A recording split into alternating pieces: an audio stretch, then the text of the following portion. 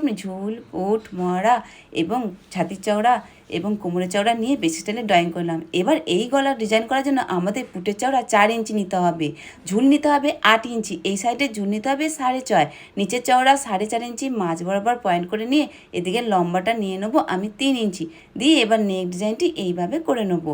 তো ফাইনালি দেখো বন্ধুরা, আমার বেসিক স্টাইলের ড্রয়িং করা হয়ে গেছে এবং প্রিন্সেস কাটের ড্রয়িংও করা হয়ে গেছে। এবার আমরা কাটিং করে নেবো। কাটিং করে নেওয়ার পর দেখো বন্ধুরা, আমি এখানে একটি মোহরার দিকে ফোল্ড করে কাটিং করে নিলাম।